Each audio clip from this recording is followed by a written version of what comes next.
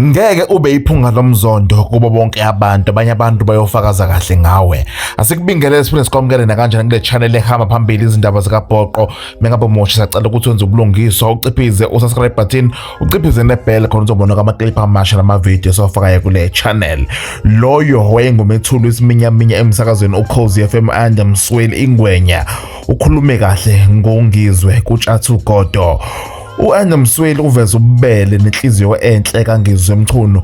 Uthi u-Andla Msweli kunesikhathi lapha aphelelwa khona upetrol kodwa wafonela ichunu lachaza lathi uyazi Msweli mfethu angisebenzi kodwa ikhona imizamo engayenza nakanjani uNgizwe Mchunu wayenza imizamo wavele wathi baba Msweli ngine airtime la iningi wayese transferela ku-Andla Msweli. Andla Msweli wathatha lo airtime wakwazi ukuthi ke afonela abanye abantu ababengamsiza. Lobo nje ububele obukhulu ngendlela esimali because obanye abantu ufuna usizo umuntu vele sakanalo usizo angakhande ngisho iplan kodwa ichunu wakwazi ukuthi kanjani akhandele uMsweli iplan. Nansi ke kanjani inkulumo enhle ngendlela esimangaliso lapha Ingwenya kanjani ikhuluma ngobubele, ikhuluma ngenhliziyo kaNgizwe Mchunu emnene. Uma ukhuluma nechunu awukwazi ukuphuma ungasizakele. #indaba zikaBhoqo azezwele. Yeah, afonela ichunu ngifuna imali kapetrol. Athi ichunu anginalutho ngomuntu nje kaNkulunkulu uyangazi. Kodwa ngifakile i-airtime eningi zokutransfer i-airtime ka-275. Lo 275 angathanga imali kapetrol sengikwazi ukufuna. Usuka kufanele la. Elibangena petrol obviously. Yey Nkosi yami. Ngizama ukuthi u275 ngibona. Yeah. Uyabonga bathi. Uhulumeni sineke 350 kube u350 nawo ke sisemile. Imile ngempela. Kube ngisho amabhizinisi Ngwenya ngo350. Hey mfowethu. Kodwa mfowethu masibheke uGogo nokwabheka uGogo bheka umama. Isimpi sonke inqobo. Impilo yokaButhebele. Hayi mfowethu. Ngwenya Ngiyabonga mfowethu. Sihlangana lapha. Ayithe ila okufunekayo mfowethu. Uyalapha kulokho thathela lapha umkhaba. Yeah. Uyathatha umkhaba. Akuyathatha umfana uyathatha ngibuzele ngowesidanga uqala noma ugcina noma kwenzekani wakundaza. Kodwa nathi sibheke. Abonya iqedile mfowethu. Seluthasine manje mama.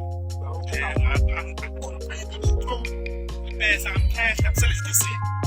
Mina Usina nginkinga Ngwenya imali ngenxa yegama. Phalele mawuhlela uthasine uhlele ngempela. Ngoba kuvela ukuthi uyabo uthula usufakela uthayi.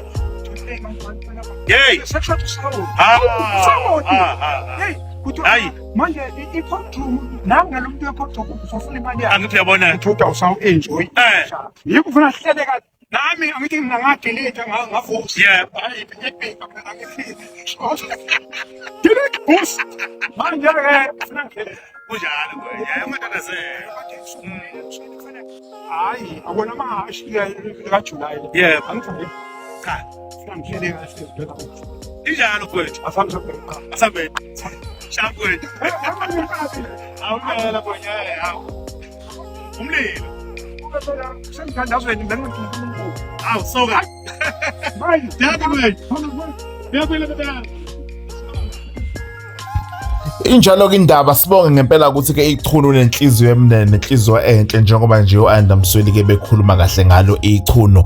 Ubekhuluma noChatha ke la. Sibonge ke nakanjani sinendaba esizizwile sezwe ukuthi nakanjani zingase zoshaya kuChatha madoza njengoba esho ngempela ukuthi seqedile ukukhokha wenza yonke into. Siyezwe noAndla Msweli naye ukuthi hayi usabheka naye zingase zoshaye usenayo umuntu emva kokudelete phela. Alright, asibambe lapha ke nakanjani #indaba zikaBhoqo. Ungaphawula nje nawe i-comment section mengabe uyabona ububele benhliziyo nomnene nje benhliziyo kaMongameli Mabhinqa uNgizwe Mchunu.